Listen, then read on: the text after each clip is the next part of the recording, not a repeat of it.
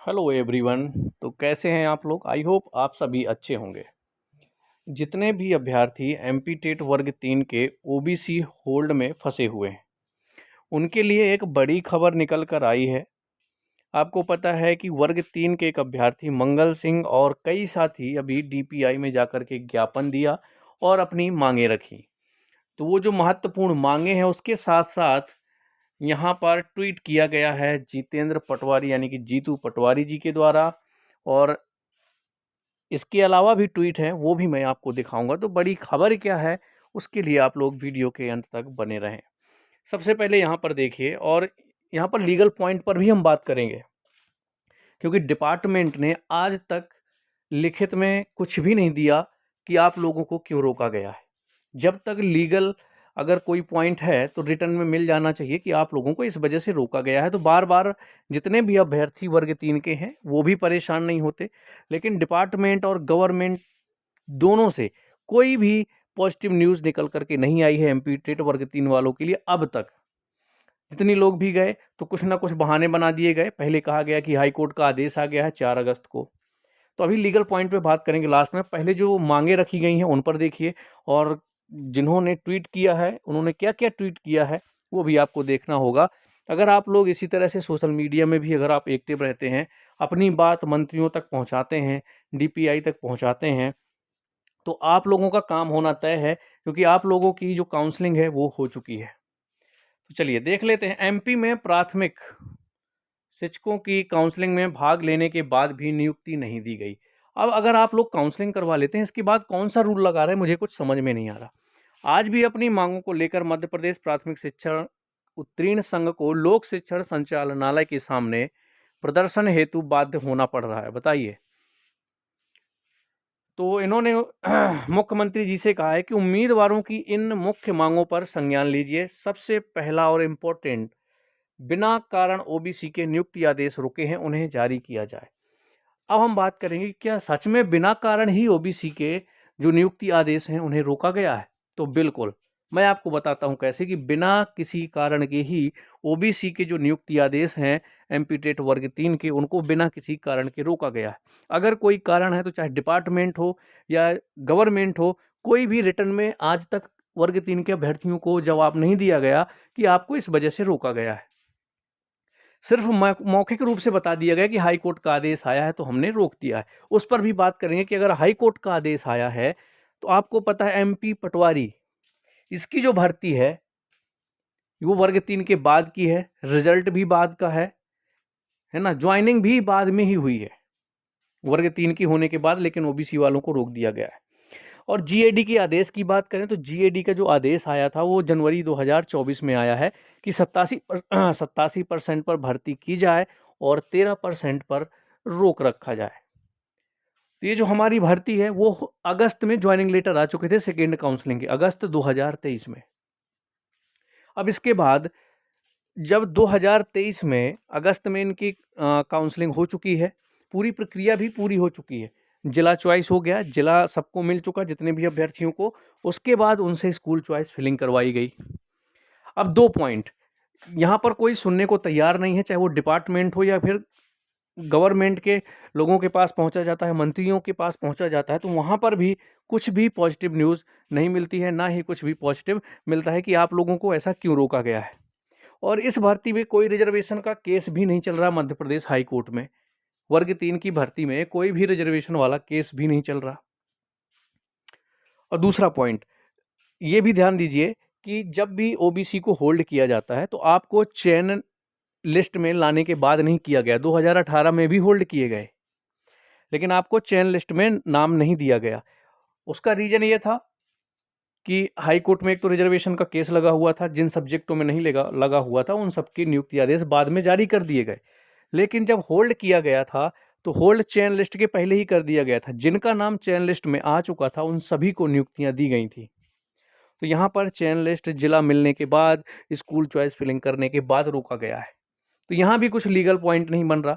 अब समझिए 4 अगस्त को हाई कोर्ट का एक आदेश आता है, अंतरिम राहत दी जाती है कि ओबीसी वालों को 14% ही दिया जाए, 27% ना दिया जाए। तब तक वर्ग 3 की पूरी काउंसलिंग कंप्लीट हो चुकी थी, टाइम टेबल आज भी डला हुआ है टीआरसी पोर्टल में। अब जिस भर्ती की प्रक्रिया पूरी हो चुकी है, सिर्फ और सिर्फ ज्वाइनिंग लेटर बाकी हैं, तो ये रूल इसमें कैसे लग गया? और चलिए मान लेते हैं अगर ये रूल इसमें लग गया तो पटवारी भर्ती जो कि बाद की है, बाद में रिजल्ट जारी हुआ 27%, यानी जिला रोस्टर पटवारी भर्ती में भी होता है, जिला लेवल का पद है, वर्ग 3 में भी जिला रोस्टर लगा हुआ है। तो जब उसके वर्ग 3 के पदों को होल्ड किया गया और पटवारी के पदों को एक भी होल्ड नहीं किया गया, जिस तरीके से रोस्टर जारी हुआ था, जिस तरीके से रिजल्ट आया, उसी तरीके से उन सबको नियुक्तियां दे दी गई हैं। तो फिर ऐसा भेदभाव क्यों हो रहा है कि जो वर्ग 3 के कैंडिडेट हैं उनको रोका गया? तो मेन बात यह है कि अगर कुछ चीज़ें गवर्नमेंट क्लियर कर दें तो जितने भी अभ्यर्थी परेशान हो रहे हैं, या डिपार्टमेंट क्लियर कर दे कि आपको इसलिए रोका गया है, रिटर्न में कुछ भी दे दें कि भाई ये रीजन है कि आपको रोक दिया गया है, पर उसका जवाब कोई दे तब ना कैंडिडेट को भी, जितने अभ्यर्थी हैं उनको भी इस चीज़ का दिमाग में कुछ चीज़ें आ जाएंगी कि भाई हाँ ये रीजन था कि हमें रोका गया। अब एक रीजन सबसे ज़्यादा ये है कि जब पटवारी भर्ती बात की है उनको कर लिया गया, जिला रोस्टर दोनों में लगा, तो सिर्फ वर्ग 3 के अभ्यर्थियों को ही क्यों रोका गया? ये चीज़ें समझ में नहीं आ रही वर्ग 3 के अभ्यर्थियों को। तो सबसे बड़ा जो पहला कारण था यही है कि बिना किसी कारण के ही ओबीसी के कैंडिडेटों के नियुक्ति आदेश रोके गए हैं। ये बिल्कुल सही बात है। आपको भी समझना होगा कि लीगल एक भी पॉइंट नहीं है कि वर्ग 3 को रोका जाए। और अगर ऐसा रूल है, उस 4 अगस्त के लिए, जो 4 अगस्त का हाईकोर्ट का आदेश आया था, अंतरिम राहत दी गई थी, अगर वो रूल लगा रहे हैं इस पे, जिसकी काउंसलिंग पूरी कंप्लीट हो चुकी है, तो पटवारी भर्ती में ये चीज़ क्यों नहीं लगी? तो ये समझने वाली बातें हैं। अब देखिए आगे गवर्नमेंट क्या करती है, डिपार्टमेंट आगे क्या करता है।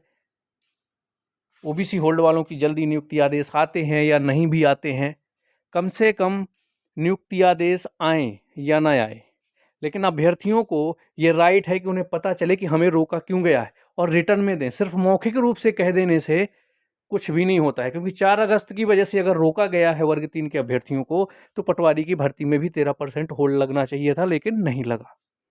तो कई सारे ऐसे पॉइंट हैं। तो चलिए ये पॉइंट आपको क्लियर हो गया होगा कि ये बिल्कुल सत्य है कि बिना किसी कारण के ही ओबीसी के नियुक्ति आदेश रोके गए हैं काउंसलिंग प्रक्रिया पूरी करवाने के बाद। दूसरी मांग जो सबसे इंपॉर्टेंट ये है कि ऐसे उम्मीदवार जिनको जिला चॉइस फिलिंग करवा ली गई थी, ठीक है, उनको नियुक्ति दी जाए। जिला एवं स्कूल चॉइस फिलिंग हो चुकी है, उनको नियुक्ति दी जाए। हाईकोर्ट के आदेश का पालन करते हुए प्रयोगशाला सहायक शिक्षकों के 1696 एवं 525 पदों पर भर्ती प्रक्रिया शुरू की जाए। हाईकोर्ट का आदेश आया था कि 2 महीने के अंदर या तो इन भर्तियों को कंप्लीट करिए या फिर रीजन बताइए कि आप क्यों नहीं कर रहे हैं। उनमें से दोनों चीज़ें नहीं हुई हैं हाईकोर्ट के आदेश के बाद भी। प्राथमिक शिक्षक भर्ती 2020 में फर्जी दिव्यांगों की जगह वास्तविक दिव्यांगों की नियुक्ति की जाए। जितने फर्जी दिव्यांगों को बाहर किया गया है, उनकी जगह पर जो सच में वास्तविक दिव्यांग हैं उनकी वहाँ पर नियुक्तियाँ की जाएं। ये 4 मांग हैं वर्ग 3 के अभ्यर्थियों की। तो आई होप आपको सभी पॉइंट समझ में आ गए होंगे। तो ये जो ट्वीट था ये था जीतू पटवारी जी का। अगला ट्वीट देख लेते हैं किनका है।